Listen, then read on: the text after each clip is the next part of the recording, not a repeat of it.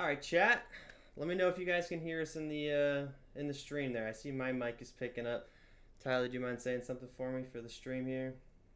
Hello, hello. Test, test, one, two, three. Let's see. Might need to bring you down a little bit.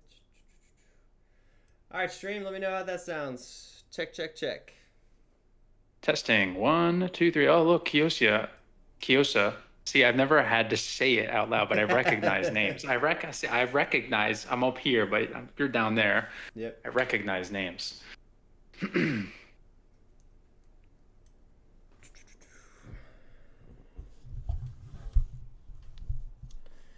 All right. We are trying to launch a crypto coin, actually. Right after, stay tuned after the episode. Yes, we are. We're launching a crypto coin Get right in now. now. All right. Well, we'll kick right off. Looks like audio looks solid from my end. So, welcome everyone to the Citizens Voice podcast. This is episode 5.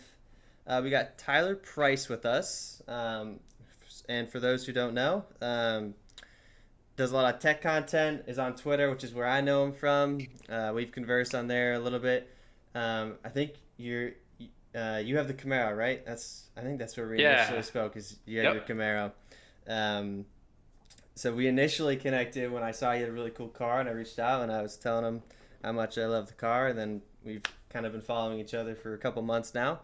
And I saw a post a couple weeks ago, maybe a month ago, or something, saying that he was half jokingly, half serious. I'm not entirely sure. Saying he wanted to be on a podcast to talk a little bit about some Star Citizen, and I just happened to have been looking for a podcast guest at that time, and so yeah, here he And is. doesn't have fun with worms. uh, We'll talk about worms shortly, yeah, okay? yeah, we're gonna talk about all sorts of fun things. So yeah, tell us, introduce yourself. Let the stream and the viewers know a little bit about who you are, kind of what you do, both in Star Citizen and just kind of on social media, whatever. And yeah, we'll go from there. Sure. Well, my name is Tyler Price, of course. Some of you may recognize me as 24 Concept. I know the Roman numerals really trip people up in today's world, but that's my YouTube channel and most of my tech stuff. And then in Star Citizen, my in-game name is I am Squatch. So if you see me in the verse, just fire on sight, dude. It's like just kidding. But let me take your photo. Let me at least take photos of you. A lot of you may have come across some of my screenshots.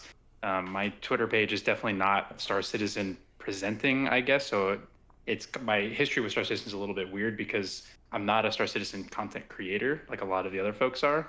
But I am a photographer and a cinematographer by trade. So jumping into Star Citizen, taking photos of spaceships was kind of the thing I got really into early on, and I Yeah. just kind of apply the same tech or the same tactics I use in real photography to in-game photography. And I love cars, so it's just ships and cars to me are kind of one and the same for Star Citizen. Yeah. um, but yeah, and that's pretty much me in a nutshell. Cool. So And at what point, like how long ago, did you get into Star Citizen initially? so my entrance to Star Citizen is very interesting because it started in 2021. I think I saw Citizen Talk on TikTok. I saw a video of his a few times, and it like struck a chord in me of like, oh, that's so cool. Like it was like I don't know, he was hanging out the back of a ramp on a ship over Daymar or something cool, you know. And I was just like, oh, I want to do that. Like that Yeah. looks so badass. And it was COVID time still, and I had just been let go of my job, but I was living at home with my parents. Strangely enough, I just gotten divorced too, so like life was just like hammering me, and I had saved all this money because I was planning on moving and all of this stuff, and then that all went, that all disappeared, and so I saw Star Citizen, and I was like, I'm gonna buy the Avenger Titan. So I bought an Avenger Titan for $70. None of my friends wanted to play with me, by the way. I asked my close gaming group if they'd play with me. They're like, "Nah, dude, I don't want to play that. That looks dumb. That's stupid." I jumped in, crashed many times, trying to get out of my hangar, got frustrated, basically quit right then and there, refunded my $70, and then like a week later, I kept seeing more Citizen Talk videos of like more cool stuff that they were doing, and I was just like, nah, dude, it's me. I'm the problem. So I went back, pledged for a Cutlass Black, and then from there it was off to the races. And I did end up finding one of my close friends. I convinced him to come play with me, and then we flew a Cutlass Black together for months. So everything started in April 2021. up Okay. until now. And now I am almost wing commander, concierge status, if, for whatever that matters. But as far as like my interest and investment, as if you will, into Yeah. the game, like, I have put money in. I do believe in it. I do want it to see it go places, which is why I think have some spicy and strong opinions. And I think that's maybe from the outside looking in, right? Like you look at someone like me who maybe posts a screenshot here and there, but I don't make YouTube content on it. I don't necessarily. I'm trying to think of the right word. Pose isn't the right word, but I don't position myself as a Star Citizen content creator or whatever. So when I come in with all these hot and spicy takes about the game, I think some people might maybe be put off and be like, "What does this guy know?" You know what I mean? Like, who Yeah. even is this guy? Which is why I wanted to be on a podcast, because I do spend a lot of time with friends that have played the game, that are in some of the orgs, that do pirating, and like that are real. I mean, like real deep, like deep cuts in the community. So like I've been in and around a lot of stuff within Star Citizen in my few years. So I feel like I have a lot of interesting opinions and insights just based on experience, but also just talking to other players, and then just me as a player, like what I see in it and what I prefer. Um, but like I told you at the very beginning of this, like, to be honest, I'm not going to be super gung ho where I'm going to push other players around and say like, no, like you're wrong, you're right. I think obviously for the post, you kind of have to do that a little bit, Yeah. but genuinely, like it's been really interesting reading everybody's like opinions and takes and stuff and all that. But I don't want to get too ahead of myself. But yeah, that's sort of like where I come from the Star Citizen world. Is like I'm very very quietly in the community, like watching and listening, and then every once in a while, I throw out a hot take, if you will. Yeah. Yeah. That's it's like you're in but you're out almost kind of. It's a weird. I'm not a part of any like org myself per se. Like I hang with a couple different orgs here and there. Like I have one org that I do spend some time in, but I'm not like in an org hardcore committed. Honestly, one of the things I've struggled with the game is, ever since my best friend stopped playing with me, it's been hard for me to kind of find that next group that I really like gel with, that I just like hop on and play with all the Yeah. time. But when you get that group going and you have that group, obviously things kind of open up and the game changes a lot, which I think is why I feel like I have a lot of different perspectives on like the different kinds of ways to play the game. I've done big org events, that are really, really fun. I've done a lot of solo content, but I've also done some small group stuff. So, but by no means am I the end all be all. I'm Yeah. sure the amount of time I've put into the game is a fraction of what some of these other people have. But I don't know. I feel like as far as my goal has always been like convincing other people to try it. And I think that's the level I'm at right now, is where like I'm trying to like introduce people to it and get excited. And one of the pitfalls I think is like it's such a hard game to try it to convince people, like your regular friends, to come and play this game, because it's like it can be so incredible. Yeah. It's just getting there sometimes can be difficult. So you got to stick with it. And that's what I think that's what loses people sometimes, is like they don't want to stick with it to that point because they hit some sort of wall, whether it's a bug or they get griefed once or whatever the case is. So there's a lot of interesting, Let me you know, know if this things going on there. experience rings true with you also. You reach out to a friend of yours and you're like, yo, I have this insane game. You need to come check it out. They either buy the game or they come check it out on Free Fly. You're super hyped. You're like, we're going to go do this, this, this, and this. You log in. Within minutes, you're dealing with catastrophic bugs and errors, and Absolutely. you never see them again. Failing. Yep. Yep. Yep, I I've convinced been one there. guy. I have one YouTuber friend of mine who's like big into fighter jets and stuff, and I like explained it to him one time, and he was like, "Man, I don't know." He's like, "I don't got time for that." And I was like, "Just trust me." I even gifted him. I don't know if I had. I don't know what I had, but I gifted him something. Um, and he jumped in one night, and I said, "Just let me take you for like a flight, like one time. Let me take you out so you can see what I'm saying." And he was like, "Okay, fine." And even though he doesn't play anymore, which doesn't surprise me, um, he did. He understood sort of the breadth of it all, like Yeah, the taking off and flying out of the atmosphere, and like some of that stuff, you just can't explain it without showing somebody Yeah, for or sure. like having them play, play along with you. So that was cool. I think for me, like that's a unique um, a unique way of enjoyment that a unique form of enjoyment that I get out of the game is telling people about it, getting them in, showing them, and having their eyes like widen and go, oh my god, that's crazy. So Yeah. Um, real quick, funny question I had to ask from Freezer in the chat. How do you feel about cinematic landings? listen, as someone as someone who like will turn their weapons off just to watch them go down in the spirit because I love the spirit. That's me. And then get engaged on by whatever enemy and wonder why my guns aren't working. It's because I stowed them away. And by that point, I'm already gone because, I've already lost the fight. But cinematic landings, there are some people who are really good at it. I'm not great. I've tried to get good at it because I feel like you have to be decoupled to do it right. But I'm not the greatest decoupled flyer, but I've been practicing. Now that I've got my new stick set up and got my crazy, you know, chair and all that jazz, I feel like I'm Yep. better equipped to do cinematic landings, but I'll have to go and do some more practice, I think. Um, what sticks are you using? I have some handy down Virpil constellations Nice. and a button box and some mongoose throttle or mongoose boxes rather. Yep. I've tried multiple times now to get into flight sticks, um, and specifically in Star Citizen, I cannot do it. I Really? I can do it in other games like, um, I'm like a big shooter FPS player, so it's Hmm. like I'll do like milsim or kind of tactical shooter type games like a Squad or a Battlefield or whatever, um, or like DCS too on the more simulator type side. And on all those games, I can go flight sticks all day and I have a great time.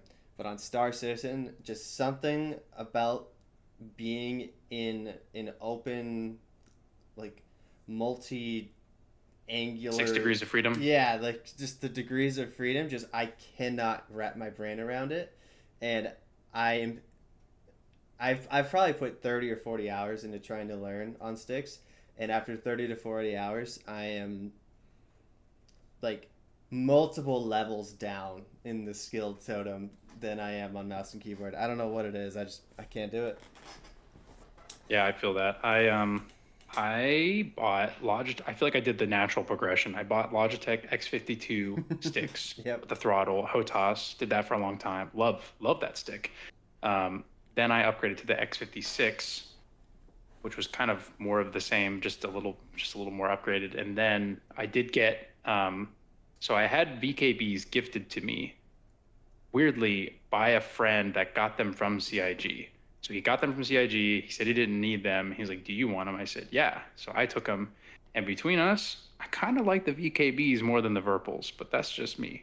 Um, and then the Virpils were given to me as a hand-me-down gift from a friend. So, and Nice. then I've always, for me, it's like even though I'm a tech reviewer or whatever, I've always one of the things I love about doing tech review stuff is like naturally I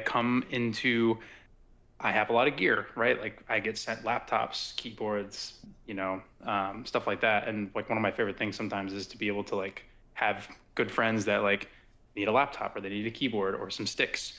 So I've thought about finding ways to like with sticks and stuff, especially is like finding ways to give back to the community and being like, hey, is there anyone in the Star Citizen community who needs a pair of sticks, right? Not Yeah. someone who just wants, who already has 3 sets, because there are people Yeah. like that out there that will still they just Oh want free yeah. stuff. So it's hard. That's why I haven't done it on like a Twitter or anything. But I love when people come to me, they're like, hey, my buddy, he really, really wants to get some sticks, blah, blah, blah. And then, it's nice to be able to like, hey, I have an extra set because they were gifted to me or I reviewed them, whatever the case is. And it's like, here you go, because like I certainly don't. That this is a whole off kilter topic, but it's like there's this whole thing with the tech YouTube community of like selling the things that you're given to review, and it's like I usually don't, if ever. But I also don't stockpile them because a lot of brands Yeah. don't ask for them back. They usually are like, "Here's your gift for making this video. Here you go."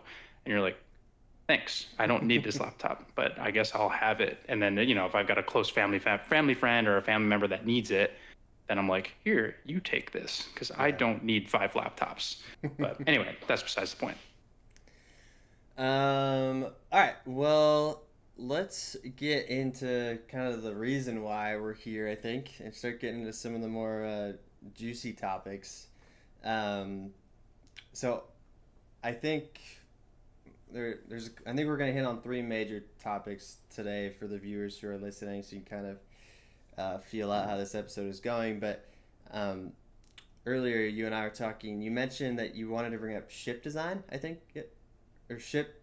Uh, Hold on, let's see. Ship design. it was like ship design or I'm trying to ship remember. ship Let me see. something. But I remember I saw it and I was like, oh, well, now I'm really curious. I have to know what he's talking about. It was I said touch on ships, their roles, purpose, design intent versus actual gameplay. So, big example, Starlancer TAC, right? How Yep. they show it to you versus how you use it, right? It's like we all bought Yes. attack, right? And it's like, oh, I want that gunship gameplay. And that's what they show you. They're like, that's what it's for. You got your guys on the sides, but then when you use it in game, it's a whole. So yeah, that was the rabbit hole I was getting at. There's a lot of So ships that are like, yeah. that kind of leads me in. So are there lots of ships that you feel like there's some kind of disconnect between the trailers and what we're shown from a marketing standpoint and kind of their actual thing? And do you have a problem with it, or do you not have a problem with it? Do you like the way it's done? What are your thoughts on that? So from a pure marketing standpoint, I love it. I think the way that they give the ships and the manufacturer so much character, I think is spot on. I think that part is like, as far as like the cinematics go and like the marketing for the ships, I think that's flawless. Now, how it translates to gameplay, I think is a much bigger hurdle. And that's not to say that none of the ships, you know, reach their expectations. Yeah. Most of them, I think, do, but this will tie into a later conversation. Attack, for example, I see, Kyosa said, that they use the tack today. You can absolutely use the tack, but the situation has to present itself in such a way for that to really open up and work. And I think people, including myself, like I'm definitely guilty of this. It's like, as a solo player or as a player who maybe plays with like a couple people, sometimes Yeah. you buy attack thinking, because you saw the marketing material, you're like, oh, I'm going to go out and like have this gunship experience. And it's like, it's not that easy, and it's not supposed to be. But you were sold this idea of like, oh, I can take off my little Fury out of the thing. But then when you get into the game, you have to remember that, like, okay, well, in order for that to happen, I need like 4 friends. And not only that, but I need 4 friends that are like capable of doing those things. And then I need a reason to do that, right? A Polaris. Like, Yeah. I've done a fully crewed Polaris, and when it works, it works. And I think that's a lot. That's like the biggest motif with Star Citizen. When it works, it works, and it's like incredible. I have a few screenshots I haven't published yet because I haven't had time to edit them. But I went out with a group, and I don't remember who I went out with at this point. But it was we were doing the Idris fight, and there was 2 Polarises and then the Idris, and I was like standing on the bridge, doing like the pose, and like there was explosions happening out of the front, and I was capturing like some really cool screenshots, and it's like that. Those are the moments. Like, that's the marketing material happening right in front of your eyes. And I think the mistake that some players make, including myself, is you get starry-eyed when you see other people in the community doing those things, and you think to yourself, "Oh, I can just jump in and do that," and then you're like, "Can't." Right? Yeah. If you don't have the group, you don't have the org, you don't have the friends, whatever it is, you're going to be flying a Starlancer attack by yourself. Yeah. And that's a bummer. Or you run into the situation where all of your friends are like you, and they get excited, and everybody buys a Starlancer tack, and everybody wants to fly the tack, and you're like, wait a minute, we can't all. I feel like this happened a lot with the Polaris. Oh, like, yeah. the Polaris came out, and it was like everybody was itching to get into their Polaris. It's like, oh, I can bring the Polaris, and it's like, no, bro, we don't need 5 Polarises. Like, Yeah. we don't even need one, but there's 4 of us. Yeah. Like, we don't. You You don't need almost that. don't even need one. Right. And then the problem is that then you go out and you fly the Polaris by yourself because it's cool, and then you have a bad time. And it's like, well, wait a minute. Should I be mad that I had a bad time, or should I be mad at myself for trying to fly a ship that just is not designed for that? But I paid for this, right? Like I paid $900 so I could have this experience. Yeah. Where's the NPC crew and XYZ? So I think it's just a lot of, it's all circumstantial. I think a lot of the things that people do are totally possible. Obviously, it's possible. Like I see people post all the time about the cool stuff that they do. Um, but yeah, I think some of the ships, like the TAC, for example, like a lot of the air to ground ships, I think that's an area that I think is rough right now, unless you're doing maybe like the worm event, which I have not have officially done the worm event, but my hope would be that like with the worm event, that's a cool instance to use, a side gunner or whatever. But then the other thought is like, well, if you have a buddy on the other turret, what is he doing the whole time, Well, right? what's Because if you're funny circling about the that, worm, because you haven't done the worm event, I'm guessing you haven't heard that the worm event actually you can't really use ships at all because of right? the Exactly. distortion field. That's right. The You storm. literally it literally knocks your ship out. You can I'm sort of thinking cheese it, which we kind of found out last week, but it's really not. It's almost like a no I'm ship thing. thinking I'm thinking of the I think it was there was marketing material somewhere where they showed the tack, because the original Apex Valkyr, they did it like out in the middle of Daymar, if I remember Yeah. correctly, and they had Yep. like ships. That's what I'm referring. That's what I was thinking about in this instance with the tack. Yep. Was like, if, let's say, if they open it to where you can, which I'm assuming they will, attack this thing from the air and the ground, and you Yep. have some of these ships that have turrets on the side. It's like just little things like that where it's like, well, if you use two turrets and you have two friends, what's the guy on the opposite turret doing the whole time? Like if you're the pilot, do you just like stop, turn around and go the other way so the other guy can shoot the gun for once, and then like stop and turn Yeah. around and do it again? And it's just like, oh well, yeah, I don't know. I guess I didn't really think about that. But yeah, obviously the current iteration of the worm event with the storm and all that. I have my own. I've to be fair, I can't harshly judge it too much. Maybe I was a little hot initially with my take on it. I do think that it has a few issues as far as like experiencing it in a way that's, again, back to like what you see and you're like, okay, that's really cool, and you kind of expect this sort of, you know I think of like amusement ride, right? You kind of expect certain things along the way, a certain Yeah. kind of experience, because it's curated more or less. They're like, hey, like this is a whole thing. Like, oh, there's a big storm, you can't fly your ship there, so you have to land, take out a bunch of guys, get on Yep. get on the transport. The transport takes you to the site. The site has this building, and then you have to do some stuff, and then the worm comes out, and like all of these parts. You want to be able to like go and experience. And then like my one experience with it was like we got there and there was like three dudes in the atlases with the guns, and that's what it was the whole time. And like we couldn't kill them because you can't snipe them. Like at least I couldn't for the life of me snipe anybody out of it, even though I was hitting headshots. But apparently with you know ping and all of that stuff going on. Yeah. And then just like the med rooms, I think are strange. That was a weird experience too, because it was like you die and it's like, okay, cool, not a big deal. I'll just respawn over there. But it's like, yeah, you respawned over there, and like they know that. So there's just like a guy who's on bed duty. It's just like, oh, someone spawned, and there's just a pile of bodies, and you're just like, could this have been adjusted just a little to make it flow a little nicer? But I was on another podcast last week's a new or yeah I think it was last week, and we were touching on this subject, and one of the flaws we were kind of discussing on there was, and this kind of flows us into the next topic, which is going to start getting into more PvP related things, but because there are med beds there, if medbeds worked the way that CIG I think intends for them to work in a 1.0 version, where there you might not keep your gear, like death of a spaceman might become more of a factor, things like that, then it wouldn't be as much of a problem. So it's more of a short term problem that we're experiencing right now.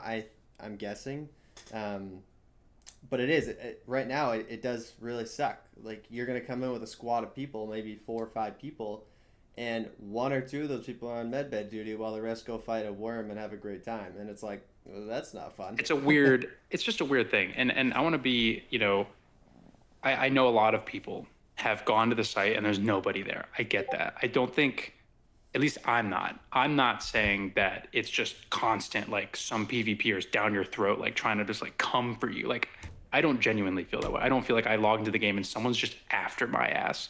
Maybe now they are. Like, they're going to see my in-game name and be like, oh, there's the guy. Go kill that guy. But I do think that even if no one's at the site and it's just a cakewalk, you just walk in, is that fun either? Because, like, again, the experience is like there's a storm, and remember, Star System. I can't remember what Star System Live, whatever it was. They made a big deal about how they were focusing on stability. They're focusing on story. They're focusing on these core curated moments, right? Because you can only do so many box missions, right? There's only so much variance in box missions to be had. And again, we'll get to that, right? Because what makes a box mission more than a box mission? PvP, right? You add the PvP element to it, and suddenly it's a whole different thing. Now it's not just going and getting a box. Now it's, okay, this guy also wants the box, and I need the box. And I actually ran it. I have a funny story about that. I actually had a mission where I had to go pick up a very specific box, like Ghostly Hollow or something. And we get there, and there were other guys there, and we just kind of like ignored them, and they were, they weren't hostile. It was kind of neutral. Well, they took our box because they thought they could loot it. They thought they could sell it. And I kept trying to explain to the guys, like, you can't sell it. It's a mission box. Like, you go to try to sell it, it's just going to disappear. And he was like, no, it's just our box, And then he went to try to turn it in. I literally followed him all the way to the station to watch him try to turn this box in. Sure enough, he couldn't submit it. And it turned out the guy that I ran into was a friend of mine on Twitter, and we didn't recognize each other initially until after the fact, which was really funny.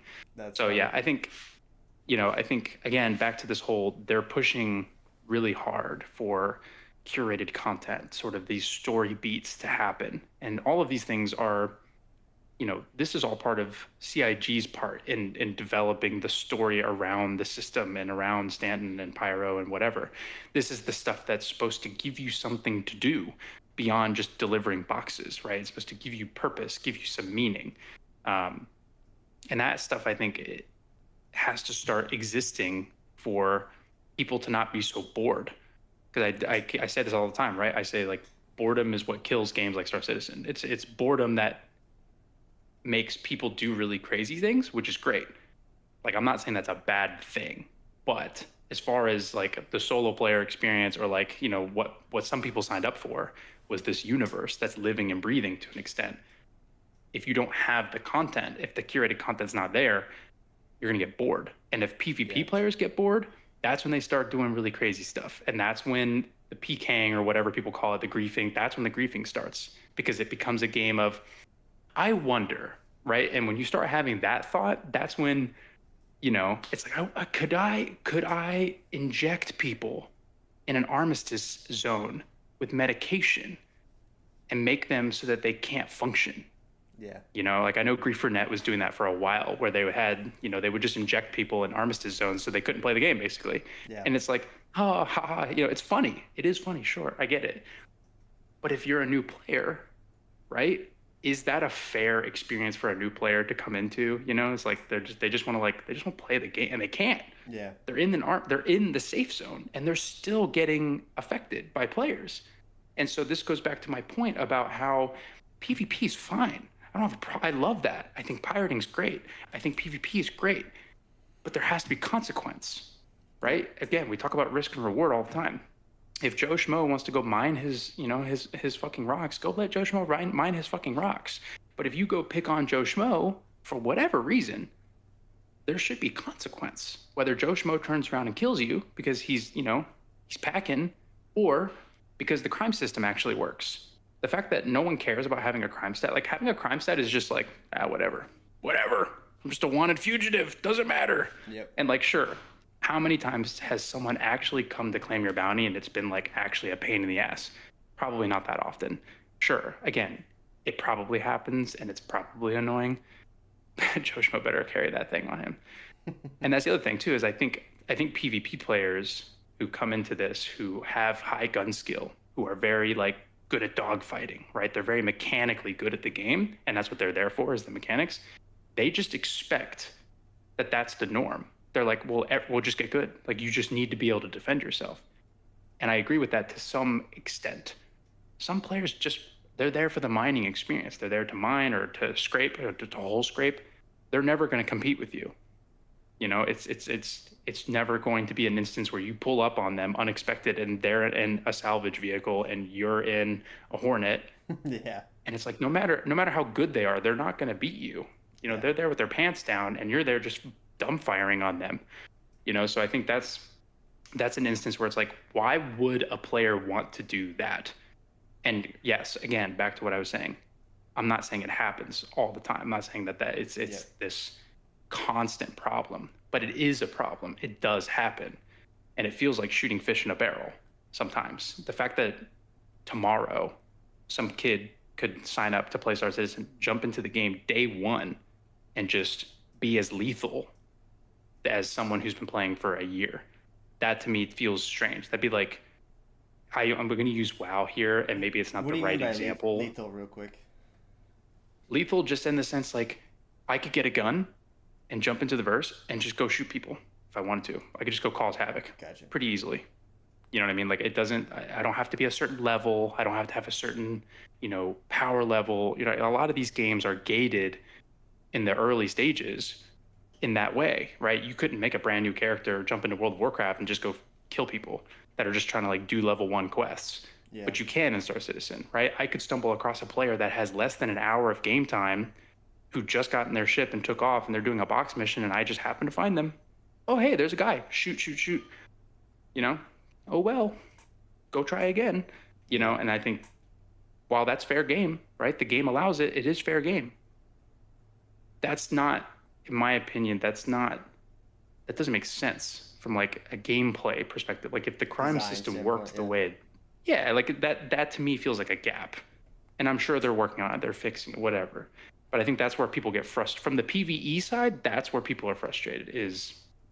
That's one part of it, is like sometimes they get caught up in a PvP thing that they didn't sign up for. And that's frustrating because they just want to do their thing. They're not bothering anyone. They're not breaking any rules. They're not doing any high risk, high reward mission, right? They're just doing a basic thing and they can't. And that, to me, I think that's what's frustrating because maybe they're not the strongest. I'm not the strongest PvP player. I'll tell you, I'll be the first to tell you that for sure. Like, I'm not the strongest dogfighter, and I would love to get better, but like, I don't have as much time as some people to get really good at dogfighting. But I also don't feel like I should have to be a premier dogfighter just to like jump in and, enjoy the game. But in any case, it's tricky. There's no perfect way to do it. My big argument is always that it's an ecosystem, right? We need PvE players to feel safe enough to come out and do these activities so that there is more opportunity for PvP players to find a way to intervene with those sorts of activities, however they see fit. Because you're right, most games like this have the end game is PvP driven. But right now, I don't feel like there is an end game in Star Citizen. A lot of people, I feel like, join Star Citizen because they can go ruin people's fun. They can go steal stuff from people, and there's really no consequence. It's like if you're just a better FPS or a better pilot than the next guy, then yeah, you can pretty much go and do a lot of whatever you want to do. Oh, and now you can't even lose your gear. So now there really is no risk. Yeah. Tier 0. I could talk about that and hate on that for forever. Right. And I don't blame you. To your point there about it being easy, a problem I have right now is that I could be, and I'm not the best pilot by any means. I've played a lot and I PvP'd a lot, so I definitely can hold my own in a lot of fights. But that being said, I'm fairly competent pilot and I've killed a lot of people, both good and bad. And if I get in a Cuddy Black and I'm doing my starter cargo missions or whatever, because I don't do any of that kind of stuff. So if I did, I'm at square one. I'm doing the intro missions for all that kind of stuff.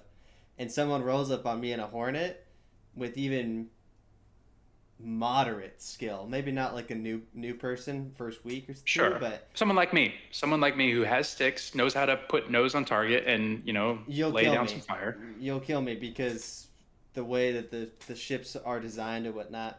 And maybe that should be the case, maybe not. I don't know. That's probably a discussion for another time. But it is, if your heart is set on going to go disrupt someone else's experience and go steal from them or whatever, you can do it. And it's not only is it not hard, it's almost encouraged because of the way the community works and the Right. clips you see and the highlights you're going to see on TikTok or YouTube or whatever. It's people just running around, just haha, I gotcha, and Right. to be People live fair, on that. I am not innocent of that We're all either. guilty of it. I, We're all guilty of literally it. It's a today, guilty earlier today, I pleasure. was doing it. So I Of am course. not innocent by any means, but yeah, I do think it's a problem now that will hurt the game in the long term. If they don't do Because something about it. yeah, and it almost feels like they're going backwards with it right now. It feels like we're taking steps backwards, and it's probably just because we don't have the full vision because they've kind of stopped telling us what their plan for the year is now. It's kind of just like, oh, here's the roadmap roundup for the next 2 weeks, Yeah. and it's like, okay, but what's after that, and what's after that, and what's after that, so I think it's hard for us to see past at this point, even just the next month. Like, all right, we know now sort of what's coming in 4.2.1. What's coming in 4.2.2? Literally, it could be anything. And like, who knows? Maybe we get a worse version of Tier Zero, or maybe we go to Tier One next patch, and now item recovery is better and a little bit less painful and a little bit better for the community or whatever. Who knows? And I think That that's part of was the problem. Yeah, it was funny. The other post I was gonna make today, and I didn't because I was like, I don't need to go back into it. It's like you can only milk the cow so much. But Yeah. one interesting thought I had about it. Oh, and I just lost my train of thought. It'll come back to me in just a moment. Um, God, I hate when that happens. I just had it, and it'll come back to me. Give me a second. I have No to think worries. about it. Let's see. Wytry says we need to remove PvP, ruins the game. Your opinion isn't valid because you're just trolling. I know who you are. Undead, not removed, but if the problem is a lack of risk to PvP, then just add risk. Yep, and so adding risk is important, and I think we're both kind of agreeing on that. That there needs to be risk from both sides. Like the pirate, there Absolutely. needs to be risk to commit the crimes, and Right. the regular player has to feel varying levels of risk depending on the activity. If you're doing a very Sure. safe intro level cargo mission, your risk should be not 100% safe, but extremely safe. Pretty low. Yeah, it Yeah, should be pretty low. very, very, very low. And if you're doing the latest and greatest, hottest thing, it's going to be high. And I don't think there's really anything that's going to change about that, at least for the next year or two. Sounds like we're So going to kind of be in this rut for a while. yeah, I remember what I was going to say. Well, this is a quote from what I was going to put. It says, "Why do you think we have account-bound loot now? PvP players want to think it's just because PvE players whined and complained, but in reality, it's because the Asgard decapitated me on a remote moon, and I just lost all my favorite gear with no way to get it back because my body melted into the floor." And it's like those moments. Like, are there people out there complaining and whining about, oh, this guy killed me while I was hauling 10 billion things of gold and took my gear? Sure, of course. There's we call them. I don't know if you guys call them bobs, but apparently people call them bobs, right? There's bobs out there. There's space dads, whatever you want to call them. That get there, they fly their C2s full of gold, thinking that they should be untouchable, and then when they get got, they get upset about it. Yeah.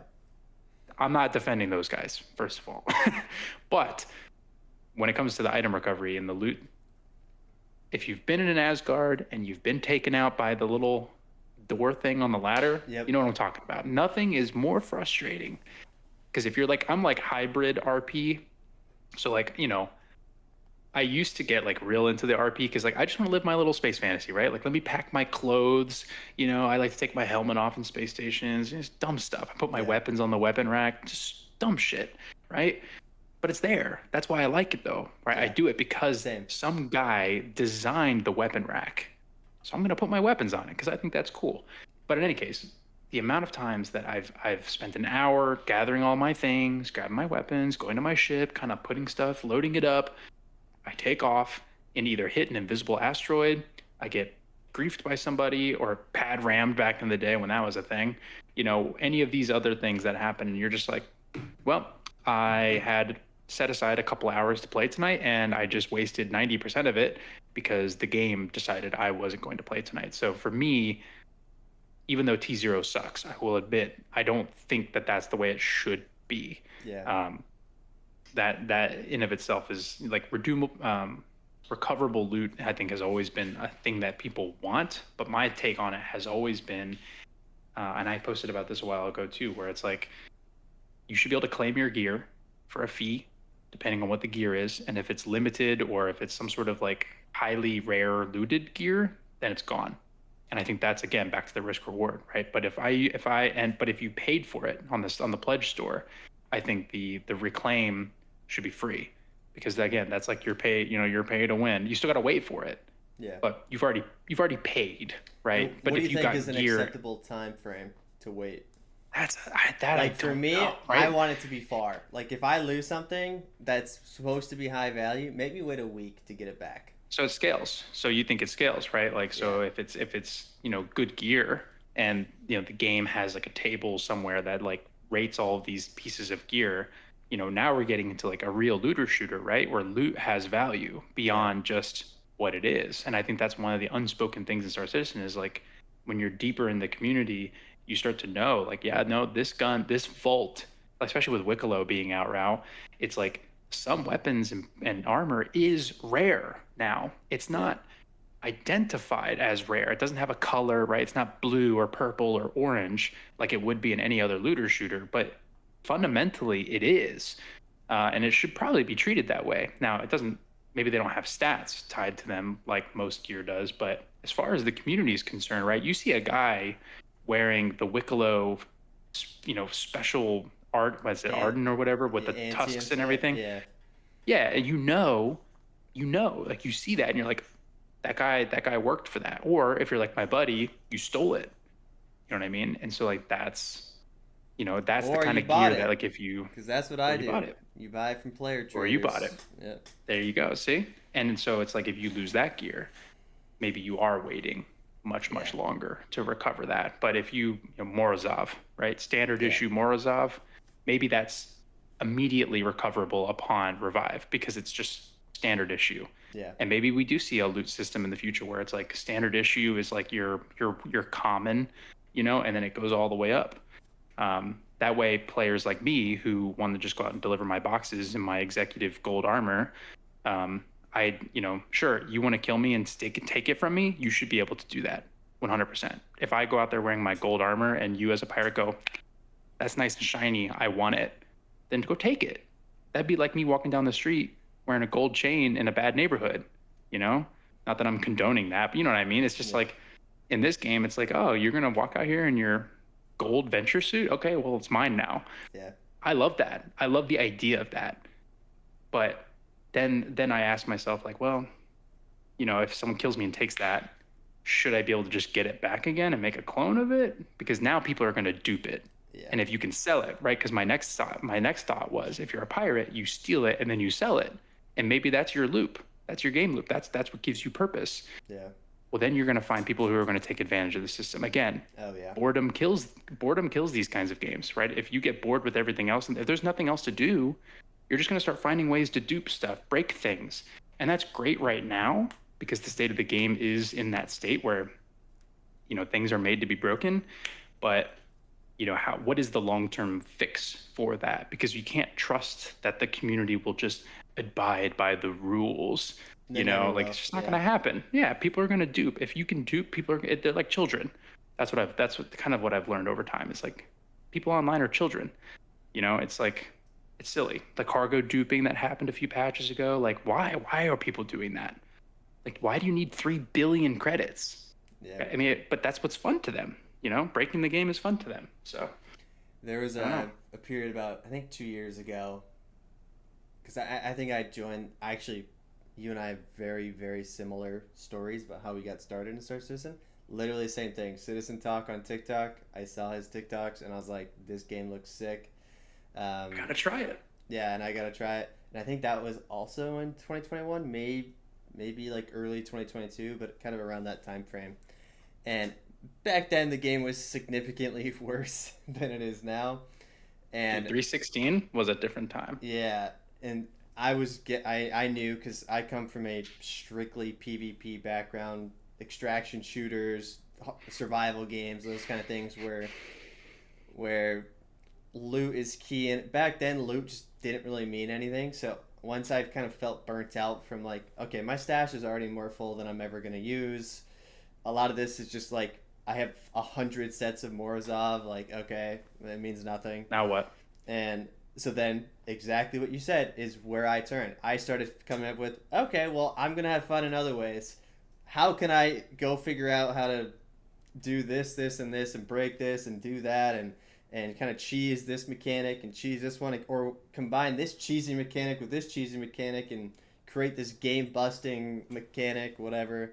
And so and unfortunately that habit has stuck with me. So my head is just filled with all of the most That's the draw, egregious. though. Yeah, it is, unfortunately, and Like, I saw your weapons arms deal thing. I thought that was genius.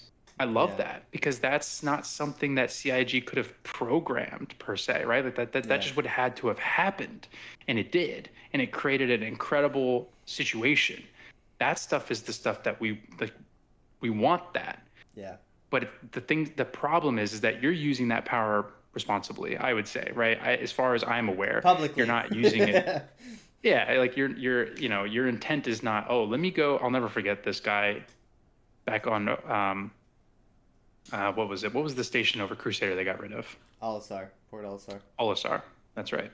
I'll never forget. I was on Olisar on a pad, had my Carrack because I just wanted to go live in my Carrack. That's all I wanted to do. This guy who clearly was bored got on my ship, flew it just to crash it, and I asked him. I said, "Why?" I was like, "Was that fun for what is it? What was your goal?" And all he said to me was, "I stole your fun." And I was like, "Nice." And it's just like, got it. Okay, Yeah, message heard. So I don't think there's as much of that maybe today as there used to be because there's a little bit more to do. But yeah, to your point, it's like how do you trust the community? How do you create an open world that lets you create your fun, but trust that the community will be responsible with that power? And if they can't be, how can you earn it? Maybe yeah, that's what it becomes, right? Is at some point you earn these abilities to have these tools at your disposal. And that's what I saw at CitizenCon. Was it last year, I guess, when they were talking about the full, yeah, 1.0 pie chart, whatever? It's like, okay, like you want to be an arms dealer. So you start here and you're a mercenary for most of your journey, but at a certain point your collection gets so big that you could go and basically apply to be an arms dealer, and yeah, that grants you the tools and the perks needed to sell weapons, right? But me, day one, I can't just do that. And that gives you something to work toward. It gives you that satisfaction that you've earned something, and it gives you the ability to do the things that make you happy until you decide to go do something else. And so it's like that's what I'd want to see. And I think that's the direction we're going. But I yeah, don't know, right? Like what if I want to be a ship mechanic and I want to sell ships? You could do that right now, right? I could go and get all the best components and soup up ships and then sell them to you, right? I mean, you don't really own them. I mean, the ownership, in-game ownership of ships is a little weird, but generally speaking, right? I've charged people credits to take photos. I have a notorious photo when I used to stream Star Citizen of a guy who came into my stream and he's like, "Hey, like, can you come take a picture of me and my 400i?" And I was like, "Yeah, dude, sure." And I literally in stream was like guiding him. I was like, "Okay, to the left." Okay, right there. Nope, back up a little bit. And like people are watching this happen. And I took this phenomenal shot. It's one of my favorites to this day, just because it has a cool story to it too. And it's like that wasn't part of CIG's mission. That Yeah. guy just was, he trusted me to give me 500,000 credits to take a photo and send him photos. And I did. And You that's the gotta stuff up that those makes, prices. yeah, I know, right? That was back in that was like 317, 318 days. So Okay. I think 500K back then was a little bit better, but I didn't care about the credits. I was just, I won't lie. I buy my ships with real money because I believe in I believe in Yeah. the game. I buy ships with real money because for me, photography wise, it's call it pay to win, call it whatever you want, but it's Yeah. easier for me with the time that I have to just use store credit and just buy the ships as they come out, take photos, and then melt them. I have my core couple ships that I've stuck around in my fleet, but yeah, I've never given the game, not since early days have I given the game enough time and dedication to actually like go and like you know earn the millions of credits it takes to buy the ships.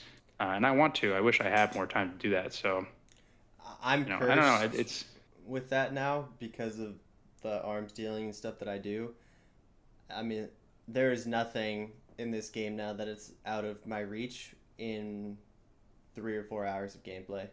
It's pathetic, honestly, how easy it is doing this stuff to make money. Like literally right now, earlier today, I made like 50 something million credits in profit off of a deal. It was like I sold it for like 65, made like 52, I think, or something like that. And I'm making about 600 ish million per month. And crazy. I mean, that's enough to buy every single ship in the game in with in-game credits like 2 or 3 Multiple times. times. Mm-hmm. And that's goes into player market pricing. But the reason I wanted to mention that is because I'm so involved there. Earlier, you had mentioned that um, kind of armor rarity isn't really a thing right now in game, and it's not. And I wish it was because currently the only way you can really learn about rare armors is if you go to these like external player trading groups. Like for example, there was an armor that I had no idea existed, and I trade every single day basically, or at least I'm involved in hearing about trades.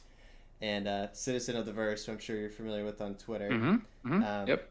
he and I become close, and so he loves to share with me these new items that he picks up, and he's got the craziest network of people that just give him things because he takes also awesome screenshots, Mm-hmm.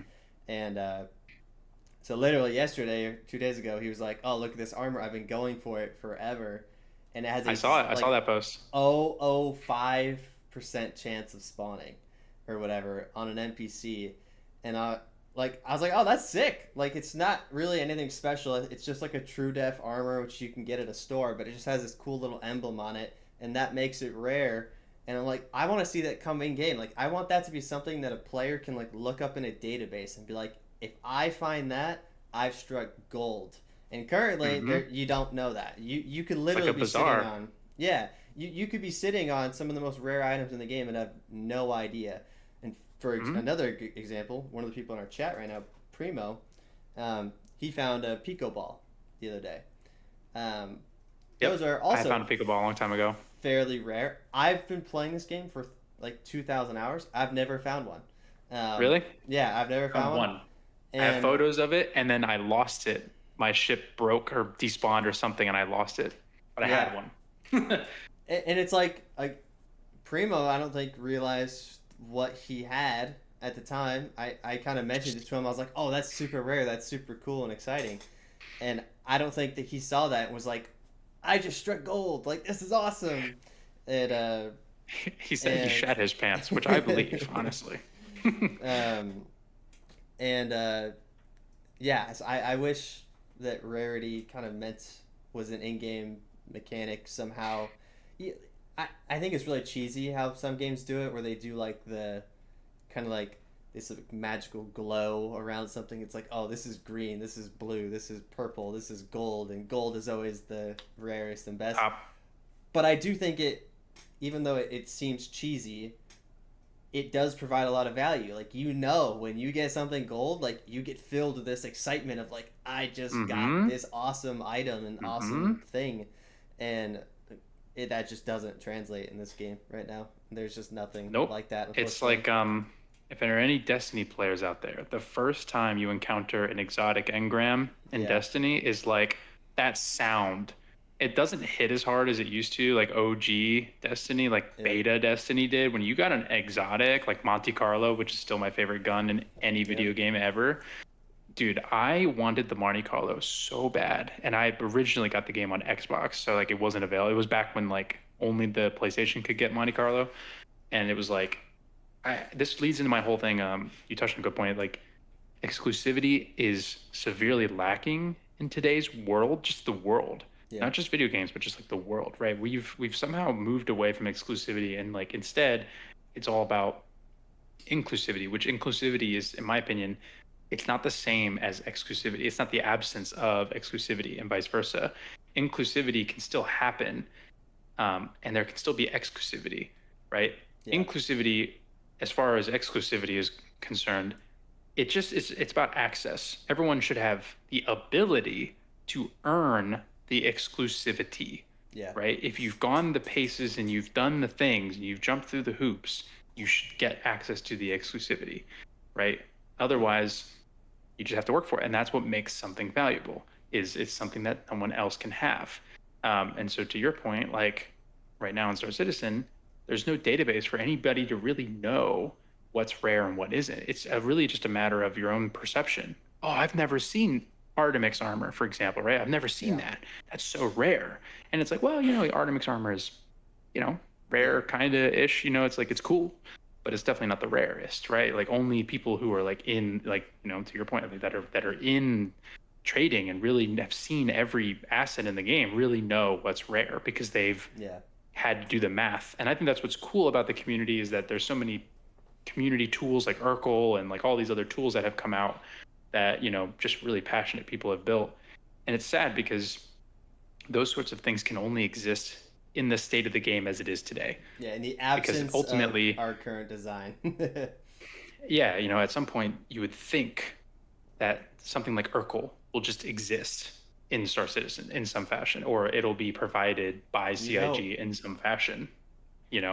Same with like the trading and all of that stuff. And that makes me sad because there are so many passionate people out there that make these tools. So I hope CIG finds a way to continue to allow. It's like mods. It reminds me a lot of the modding community. Like community Yeah, mods and all that stuff.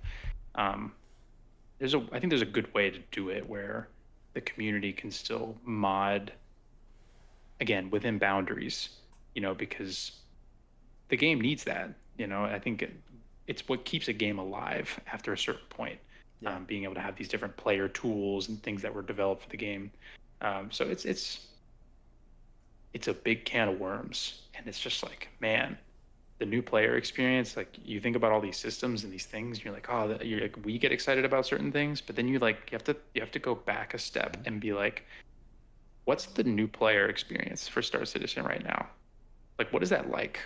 It's hard That for us to know because we're not new players. that's like So one it's of like, what my is, guilty pleasures is going on YouTube and just spam typing in like first time playing Star Citizen or whatever. And it's actually Primo in the chat right now. It's how I met him. Was he made a video talking about his first time playing Star Citizen, and I've I mean, I think I've watched every single one. If your title on YouTube is anything about first time and related to Star Citizen, I've watched it, and because I agree. Because my perspective of a first time player is not the true perspective of a first time player. Because I am incredibly biased.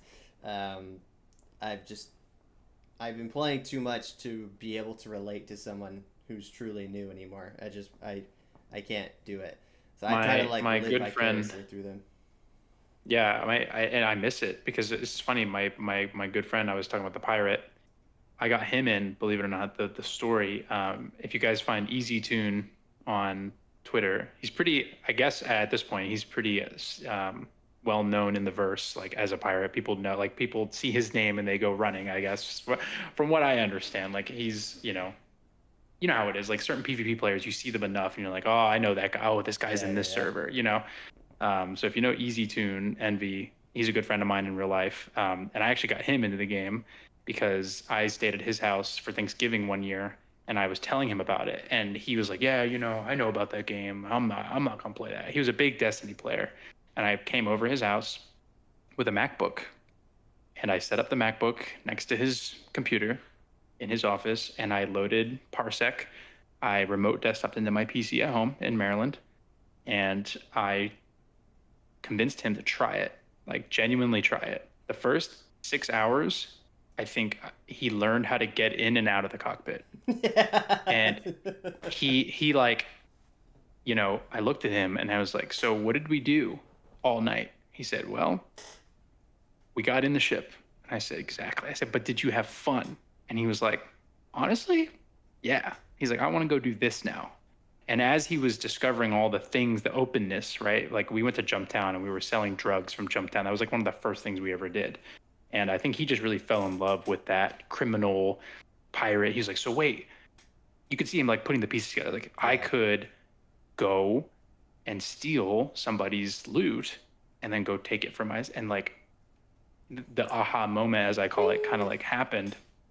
And then he took it and ran, dude. Like I still play with him for the most part, but like he tells me all the time. And recently, what really resonated with me, he said, honestly, he said, knowledge is what ruined the game for me. He's like, I can't enjoy ships now because I know what's meta.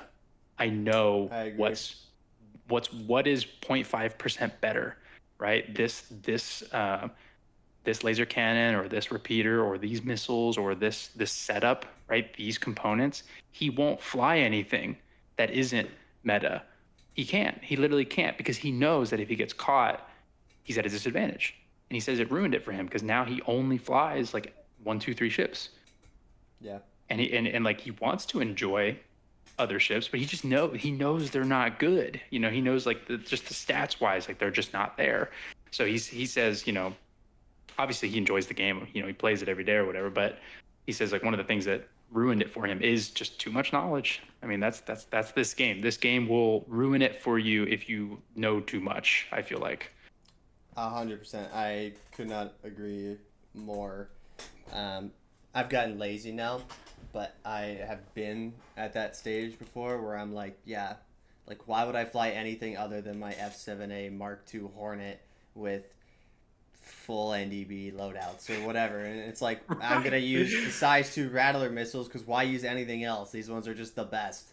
And now I'm just too lazy to go through the process of getting that all on my ship now. But when I do care and I want to care, once it's done and I'm kind of in that mindset, it does. It ruins it for you because you're just like, why? Like, I really struggle to get on a Star Lancer attack.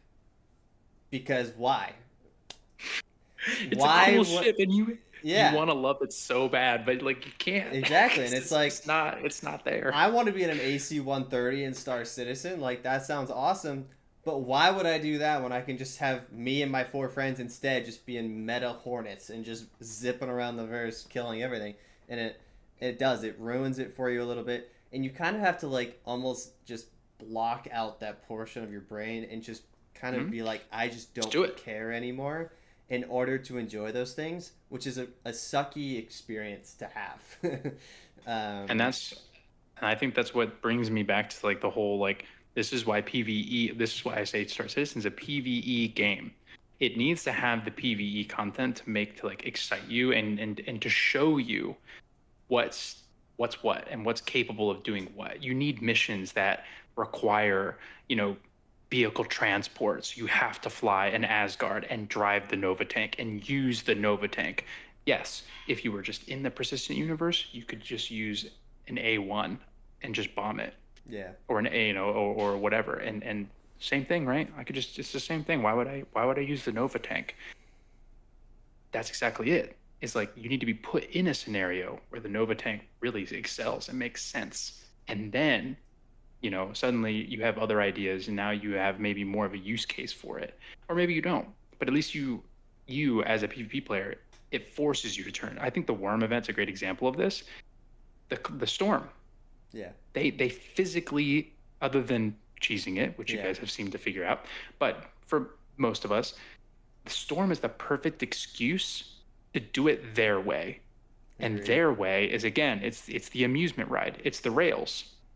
And I think some people get thrown off by the rails in Star Citizen because they're like, no, this is supposed to be open world. I'm supposed to be able to approach this however I want. Yes, but trust the process too, right? Like for these certain curated events, just ride the rails. Let's see what it has to offer first. And I think that's what they're trying to do with this storm, right? Is they're saying, okay, well maybe Apex Valakar gameplay is not ready for air and ground. Maybe it's just not there yet. Yeah. So we'll put a storm over it and we'll force you to engage differently. And it's forced everyone to approach it very differently because they have to. And I think No A2 that's bombers. where it comes in. Right. You can't do that. Whereas in a community event, unless you set rules, right, anything is on. Right? If you roll up to a space fight, anything goes. Right. I'm talking ear biting, whatever it is. Like you're getting the kill however you can. Pad ramming, ship ramming, like you're just desperate. So that's why I think, like I said, I think the PvE experience needs to be rock solid in order for the PvP experience to be better. So yeah, I mean that's just kind of my Yeah. my whole thing on it is I think that's where that comes from when I say Star Citizen's a PvE game and PvP is a feature. That's what I mean by that. Is I'm not saying that PvP is less than. I'm saying PvP is a feature that is layered into what is effectively a PvE universe. Yeah. I have been learning more and more about this because last couple of months someone coined this term for me the other day, which I like a lot. They said that, whoa. Camera took a little spin there. Oh, that was interesting. No idea what happened. That was really weird. So someone called me a sandbox architect, and because of the Like that. yeah, I did too, because of the events that I've been putting on for the community, and they were like, Yeah. you become an architect of how to use the sandbox to create different things. and build different things for the community, and one of the things I've had to learn from that, especially as some of these events I've been putting on have really grown in scale. We're now like easily I could do a 100-player event without breaking a sweat at this point because of the level of connections I've gotten from these. And one of the a couple 3-4 weeks ago I think we did an event with another couple of big creators, and it's unfortunate, but we had to place rules kind of in the back end of the event because we were still trying to create an organic experience where not a lot of people knew what was going on and it felt real, but it really wasn't, because in what we didn't tell you is that we took certain measures to highly discourage the use of someone just bringing in an A2 bomber and just dropping a bomb on 50 people that are fighting on the ground. Exactly. And so we had to take certain steps to kind of make sure that didn't happen, because it could have, and if it did, it would have been really disrupting, and I would have had to bite my tongue and not say anything because I always praise the open worldness of the game, but it still would have been super frustrating. And I've now run into that every single event. I am learning that I have to add certain kind of rules, or I have to set it up in such a way that I kind of have to guide you along the journey that Rails. I'm kind of building for. Yeah, I'm building the roller coaster, and if I don't strap you in tight enough, you're gonna climb on it like monkey bars, and you're gonna be swinging all over the place doing who knows what, and I'll lose control of the situation, and not because I need to be a control freak, but because if I lose control, then things go haywire. Because you can't trust the community, because at the end of the day, it will go back. It's a video. Right. Well, it's a video game. Yep. So there will always be some wild card person or group of people that don't care. their excitement, their joy is literally ruining it for everyone else. And I mean, it's not for me to decide whether that's acceptable, but I would be willing to bet most of the time at these community events, because I've been a part of some of these and I know how much effort it takes to set these things up. Having one or two people just ruin hours and hours of setup for 100 people really sucks. Yeah. It's not funny. Like no one walks away from that going, "Oh yeah, dude, great idea. Just blow everything up, I guess."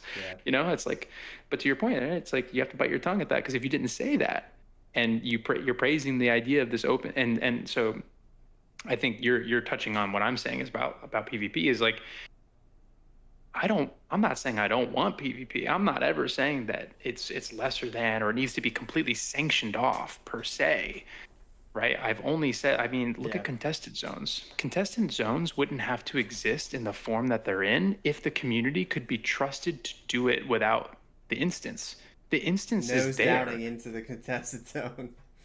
Exactly. They Dropping have to. bombs They on it. have to do it. That's the thing. They have to do it, right? Because the community cannot be trusted to not break the immersion. At the end of the day, it's all about immersion, Yeah. right? And as soon as you allow the internet, effectively, you allow just anybody to ruin that immersion, someone's going to destroy the fourth wall.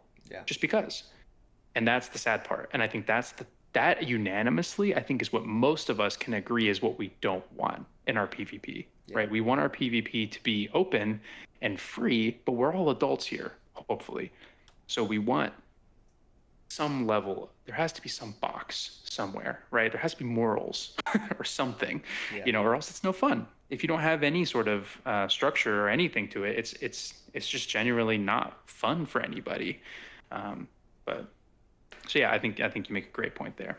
The other side to that, to at least from an event creating standpoint, is it's either you create it in such a way that you put it on railroads or a roller coaster track or whatever, or you have to just double or triple your workload to prepare for the worst, because it's one of those situations where you prepare for the worst and hope for the best, and more likely than not the worst is going to happen just because of the way this community works, which isn't necessarily a bad thing. It is what it is. It's a double-edged sword. Yep. But you do, and it, like for our last event where we literally crashed the shard because we had too many people involved in this awesome space battle, we had to do a lot more planning and a lot more setup in order to kind of craft this space battle in a way that didn't just result in these unwanted guests from just either ramming us at Mach Jesus speeds or Not caring, sperm suit, just see ya. Yeah. Hey, that's a nice event you Or have like- going there. It'd be a shame if I just. Yeah. And so like we were worried about people coming in and just bombing us repeatedly. So I was like, okay, so now we're gonna do an event that's only in space because you can't drop bombs in space. And then people Correct. were like, well, then they'll just come in and ram you at Mach Jesus speeds. And I'm like, okay, well now we need Mantis, so now we'll snare everybody. So now they have to come in at combat speeds. And then they're like, well then they'll just torp spam you. And it's like, okay, well now we need EMPs to do this. And it's like this never ending wall of Yep. you do this, we're gonna cheese you by going around and doing that, and you just have to keep playing that game. Again, it's not a bad thing because that's not true. It's not necessarily a good thing. It's also not really a bad thing. It just kind of is the way things are, and I hope it becomes less of a burden on us as things move forward, and because it's hard to deal with. Have you played Arma before? Have you gotten into Arma? Armor Forger, yes. Arma 3, very little, but I have played it before. I've played same. I played a little bit of Arma 3, and the one thing I walked away from Arma 3 with was everything felt community driven, right? It wasn't like we were doing, the game wasn't guiding us. It was genuinely like everyone drops in, everyone has a role that they're supposed to follow, and if everyone kind of does their part, everything plays out the way it's supposed to. Yeah. And it was there was trust in the community, and if you didn't follow the rules, you made a name for yourself, and the community sort of had I think because there was so many I think it was all private servers at that point. You know, Yeah. it was all, you know, community Moderated. owned servers. It was all moderated. So that begs the question of who moderates Star Citizen? Because I would argue it's the community, right? Because ideally, right now, we're the ones that hold each other accountable. Maybe Yeah. not the best ways, but we do. We try to hold each other accountable. Um, but that you know, that's the thing, is in the future with Star Citizen is like, if we want to do these big community events, do we just get our own private shards, right? And that's been a huge conversation, you know. But I know people also want to, they, as a non PvP player, Yeah. I want nothing more, and I'm sure a lot of the industrial players will agree with this. I want nothing more than to watch your little space battle happen and then to go clean up your mess, Yeah. right? I want to take pictures of it as it's happening without having to be a part of the event. And I'm sure the scrapers and the cargo guys, they just want to watch. And when it's all said and done, then they come in and clean up. Yeah. That's that's the ecosystem. That's what CIG is telling us they want to create, is the idea at the most basic level is two ships dogfight, one dies, one survives, bounty secured, see you later. Well, Yep. that ship's left over. So now I'm in my vulture, my game loop now just begun. Yeah. Oh, there's a ship, I need to go scrape it, right? Or a cargo guy or an investigator or whoever, whatever your role is.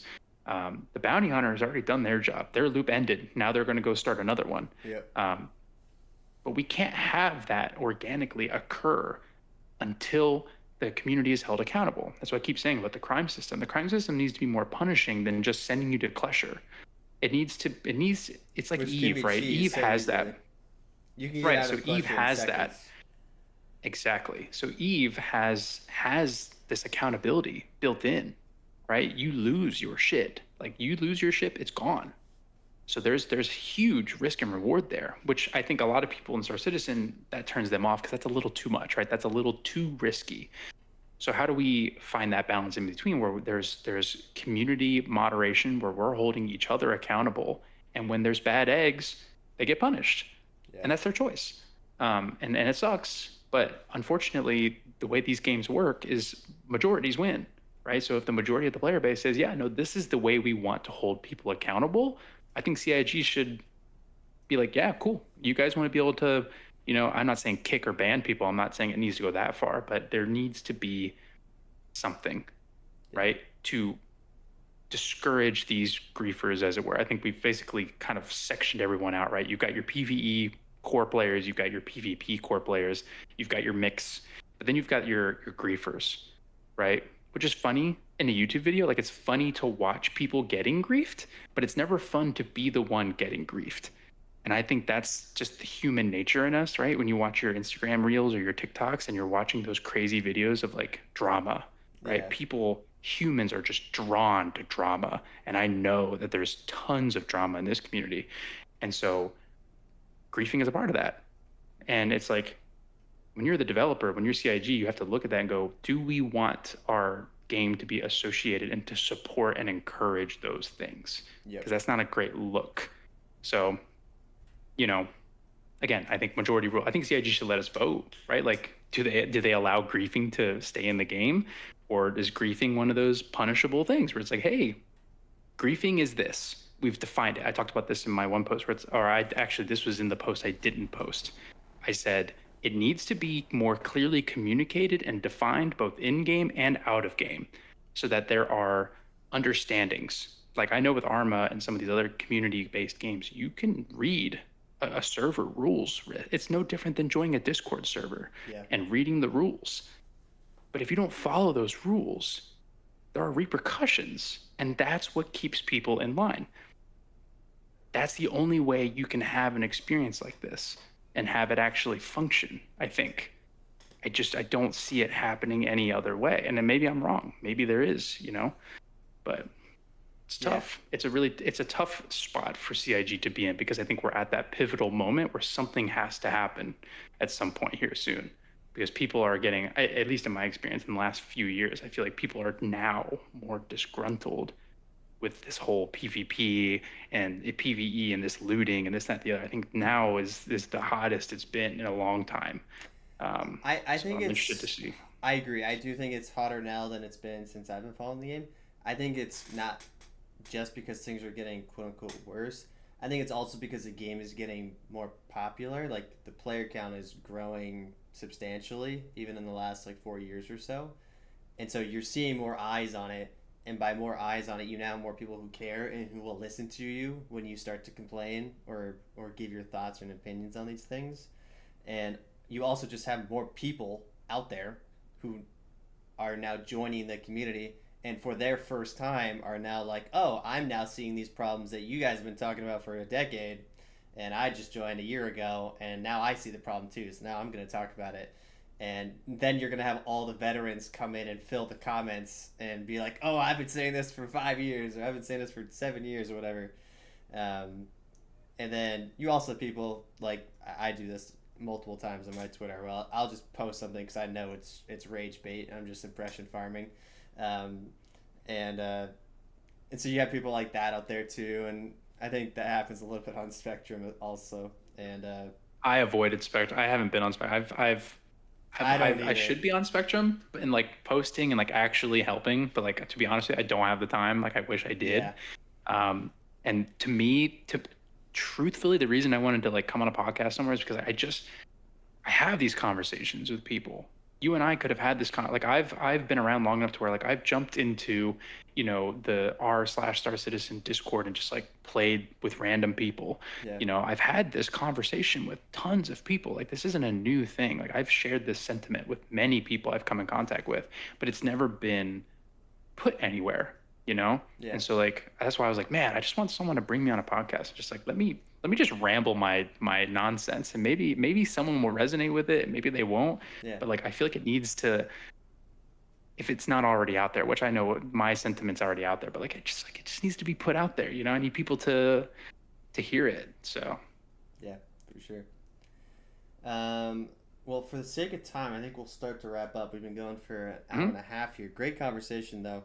Yeah. In terms of wrapping it up, is there any kind of final thoughts you would give to the community when it comes to kind of PVE versus PVE, or kind of what your hope is for maybe the next? All right, let's do this. I'll more formal question. What's your hope for the next? We'll call it next 1 to 2 years. What are some changes that you hope comes in to make the experience better for you? On one hand, I want these like curated events and experiences to be a little more accessible and a little more theme parky, right? If you're gonna stew me up a storm and a worm and like all these cool things like a Hathor, the way the Hathor mission should work is incredible. But like I told you in the very beginning, it requires the right people at the right time. It's like a raid in Destiny. You need everyone to do their part just the right way. I want those events in the future to be a little less difficult to get the same experience, right? As a solo or a Yeah, small group, player. I want to be able to have a similar experience, maybe not the best, but at least I want to be able to go and like do the laser and see it and go mine without being camped or robbed or something. Like give me at least a chance to try it just to see it. You know, that would be nice, I think, for the PvE players to feel comfortable coming out of their shells from doing box missions and trying something new. I think everyone deserves a chance to do it without being bothered per se. And then on the other side, on the PvP side, I want armor and I want loot to be completely lootable. I think if you kill me, you should be able to take my stuff, right? Loot me. That's that you bested me, take my stuff. But I want my equipment to be recoverable, just like a ship, with some sort of insurance that I choose to pay for and wait for if I like or not. But I also want there to be better punishment for that kind of behavior if that's the lifestyle that some people want to live. Now, if I choose to go to Pyro and we fight in a non-secure area, that's on me. That was yeah, my fault, right? I came in unprepared. I think that's fair. I have to swallow my pride and accept that I made the mistake. But if I'm in Stanton and you come and you're bored, right, and I'm flying in a secure system and you steal my things, I want there to be real choice happening. I want there to be repercussions, right? Like you do that, and like someone I've been reading the chat here and there, like an Eve, if like I could personally set a bounty value on your head, and if Yeah. I'm a rich guy and you killed me because I'm moving my gold and you disrupted that, I now can put a 32 million credit bounty on your head. And not only does killing you grant them 32 million, but you will get punished even further. I don't know what that is though, Yeah. because it can't be Klesher, because Klesher is just, oh, I'll just log off. Yeah. It's got to be something else. You know what I mean? I don't know what it is, but I feel like punishment has to be there. And then, leave contested zones as they are for now, I guess. But yeah, I think, those are the two major things I'd like to see that I think would make the game a little more approachable, a little more enjoyable, and it would give everybody a little bit of what they want. I know PvP players want to take your stuff, and I'm cool with that.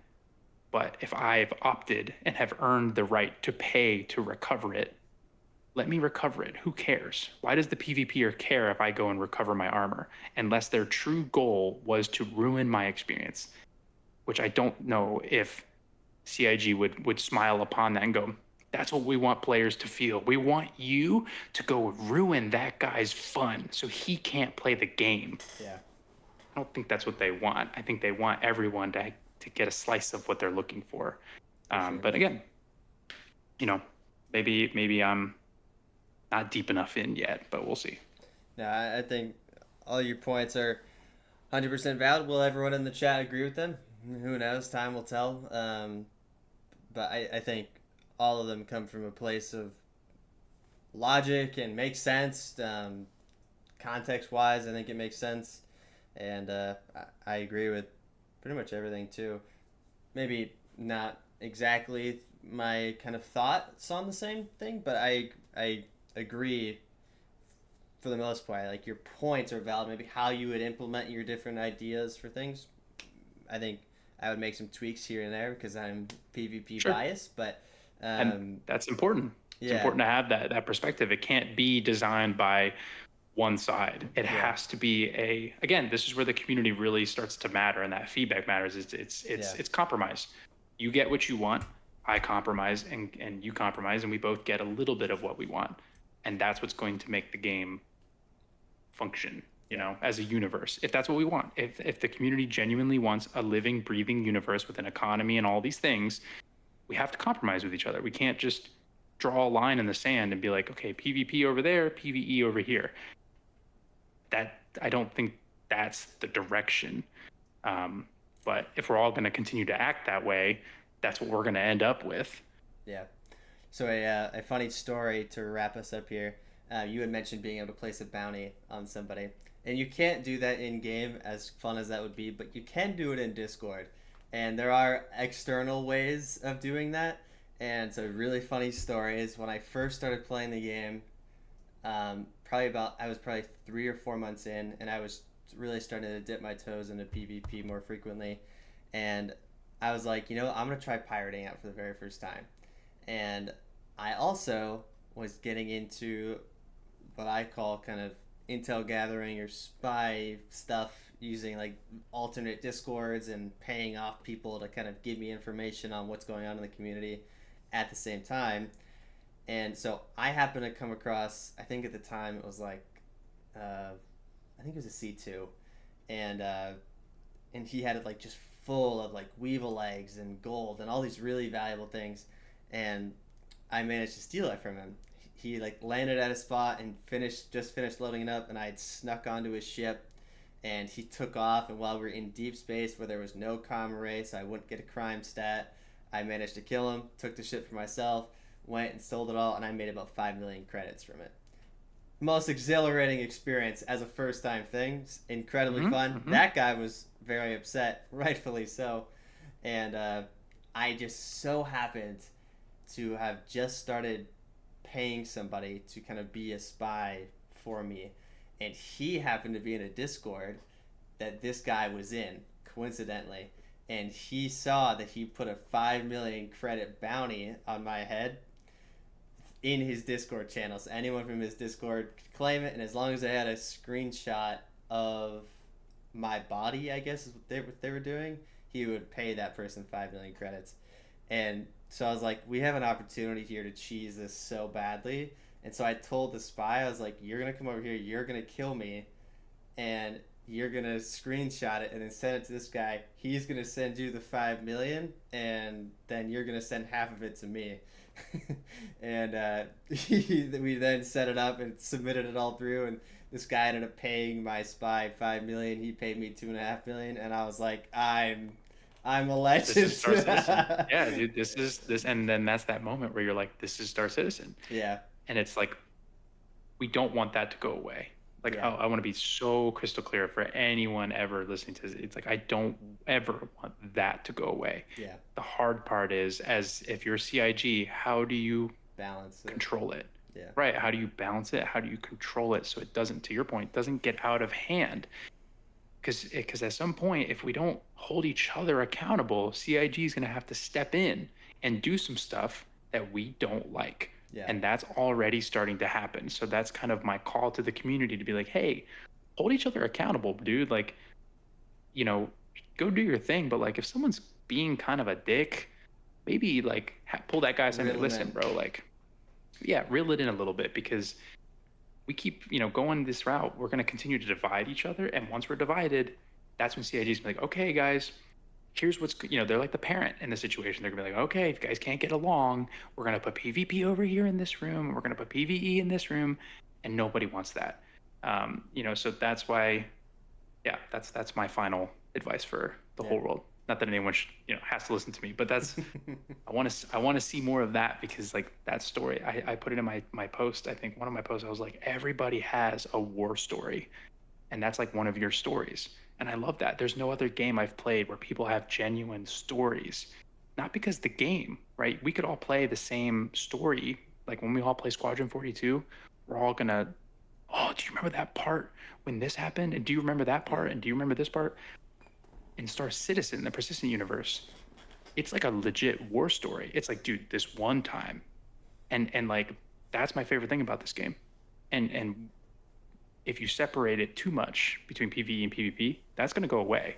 Yeah. And that's the charm that makes Star Citizen such an incredible social experience, I guess, is the way I was going to put it in my other post. But anyway, we could talk about this all night. So for sure. Well, it was a pleasure having you on. Like you said, I found this is true with all of my episodes so far. I could make this go for 2, 3, 4, 5 hours and just keep on going, because as sometimes problematic as a game can be, it is also one of the coolest projects out there, and with that means you could talk about it forever because of how awesome it is. So I do appreciate you coming on. I know this was thank you. Slightly last minute, or at least last minute for me when it comes to inviting people, and thanks for bearing with me on rescheduling last week as well. Yeah, sure. And yeah, hope you had a good time. And for the viewers who watch live, I appreciate you guys coming in. Live viewership does help, for me at least, equally to kind of gauge the interest levels as the YouTube version does as well. So yeah, it'll be posted on YouTube probably early tomorrow morning, and yeah, be good to find it on here. This was episode 5 of the Citizens Voice podcast with Tyler Price, and yeah, I will call it there. Thank you very much, guys. See you guys. All right, we are now ended. Cool. Yeah, good time, man. This was good chat. I like it. Yeah, thought that went well. Yeah, so I will, if you're able to at some point, no rush on this, but if you want any kind of links or anything included in the YouTube description that I can link people to, just send any links to any socials that you want linked, or anything that you want mentioned regarding you. Okay. If you're able to DM that to me whenever, again, no rush, and I will make sure to include that in the description. And yeah, man, appreciate it. Yeah, that was fun. I had a good time.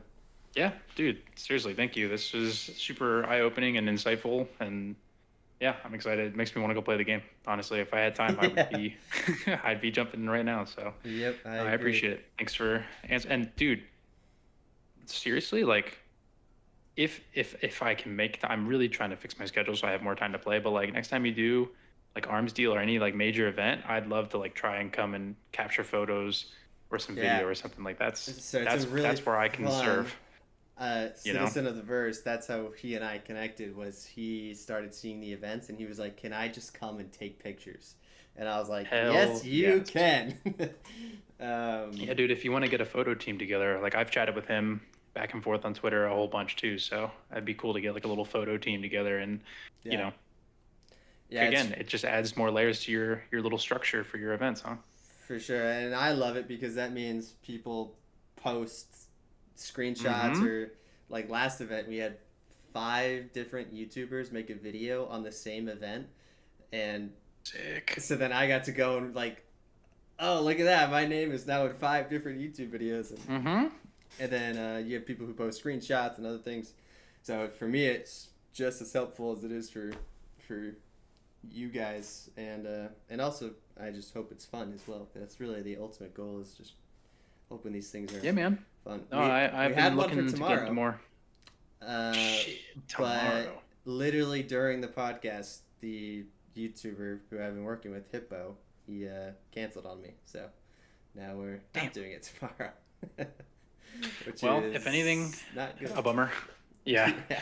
Well, um, yeah, dude, let me know. Keep me in the loop. I'll stay. Obviously, I'll be in this Discord. But DMs on Twitter or on Discord. I'm always on Discord. So if you shoot Yeah, me a me DM too. on Discord, I'll almost always answer.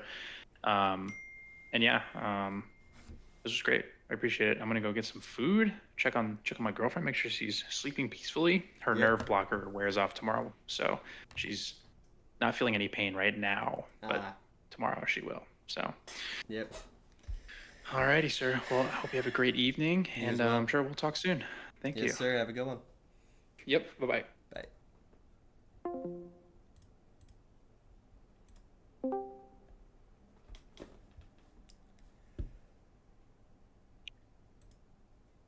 Hello. Hey, yo.